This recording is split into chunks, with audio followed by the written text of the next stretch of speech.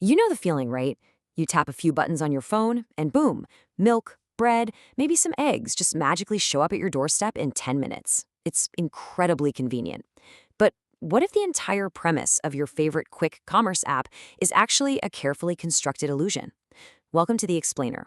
Today, we're going to dismantle the mechanics behind Blinkit and really unpack how it has completely redefined what it is that they're actually selling to you. To really get this, we have to start with a massive, glaring paradox. Blinkit loses money on almost every single physical grocery order it delivers. The logistics just eat up all the margins. And yet, last year alone, they generated over 1,000 crores in advertising revenue.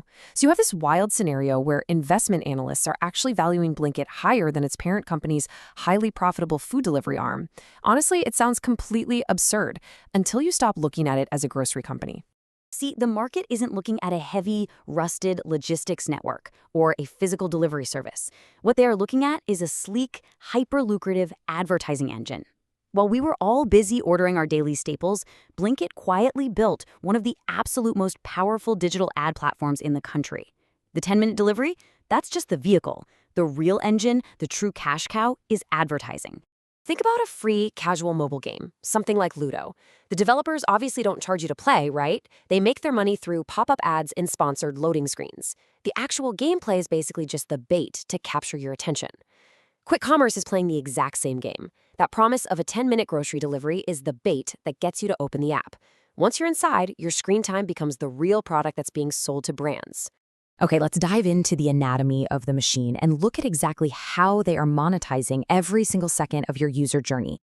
Let's expose this hidden architecture by just mentally walking through your next grocery order.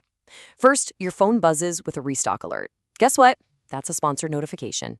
You open the app and half your screen is instantly filled with a massive brand takeover banner.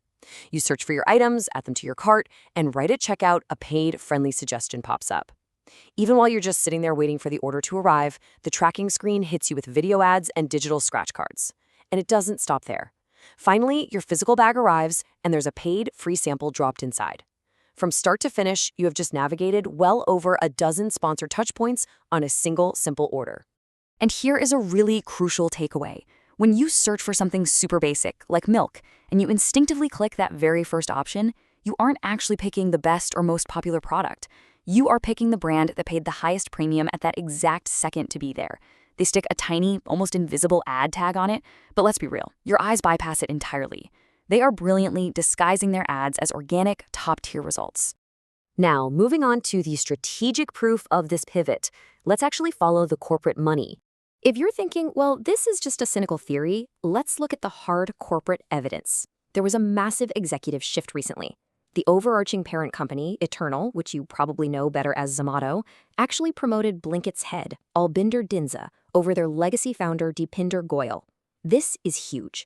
It perfectly mirrors Microsoft back in 2014 when they appointed Satya Nadella to signal to the world that cloud, not legacy Windows or Office, was their future. By elevating the head of a technically loss-making quick commerce wing, the parent entity is signaling a definitive, aggressive pivot toward this high-growth ad platform. Need more proof? Just look at their official regulatory filings. Back in November 2024, they raised a staggering 8,500 crore rupees.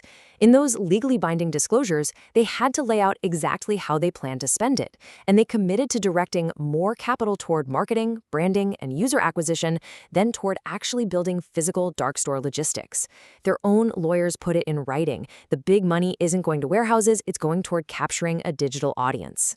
And that brings us to this mind-blowing number, 163%. That's how much their app acquisition budget skyrocketed in just a single year, jumping from roughly 190 crores to over 500 crore. They honestly do not care if the physical delivery side loses a bit of money, as long as they can continuously fuel massive user traffic into the app. More traffic simply means more digital real estate, which translates directly to more ad space they can sell to brands. Which brings us to the next critical piece, squeezing the small brands. Let's look at the real-world cost to the ecosystem. Because at the end of the day, someone has to pay the bill for this massive ad machine. Imagine for a second that you're a startup trying to launch a fantastic new homegrown spice or pickle brand. The barriers to entry for you on these apps are absolutely brutal. First off, you face high upfront platform onboarding fees. Then, you're forced to lock your money into mandatory, non-refundable ad wallets just to get seen. Combine that with escalating bidding costs for those top search slots, plus shrinking margins from storage and packaging commissions, a massive chunk of your revenue just vanishes into the platform before your product even reaches the customer. So what we are left with is this really stark David versus Goliath dynamic. The massive conglomerates, the Nestles, the Hools, the ITCs of the world, they can easily absorb these high ad fees and shrinking margins as just a standard cost of doing business. But a smaller, homegrown startup, say a new Rajasthan noodle brand with a better recipe, they are entirely priced out of the digital shelf space. It is literally more expensive now to secure a prime spot on a digital app than it ever was to fight for a physical supermarket shelf.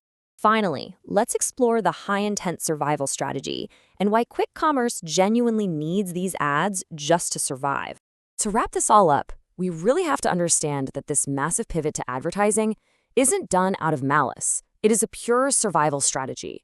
Trying to deliver low-margin staples like bread and milk in 10 minutes is fundamentally a broken business model on logistics alone. You just can't make the math work. But it becomes wildly profitable because of something called high-intent advertising. Think about it. When you scroll through Instagram or Google, you're passively scrolling. But when you open Blinkit, your wallet is essentially already open in your hand. You have the immediate, high intent to purchase right then and there.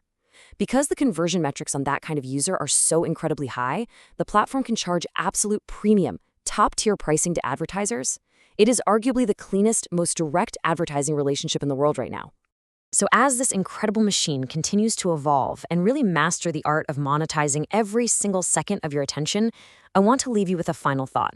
Quick commerce is an absolutely brilliant business strategy, no doubt about it, but it has completely shifted our relationship with that little screen in our hands. The next time you open the app, tap that very top search result, and wait those magical 10 minutes for your order, just ask yourself this: are you simply a customer buying groceries, or is your attention actually the product being sold? Thanks so much for joining me for this explainer. Keep questioning the world around you, and I'll catch you in the next one.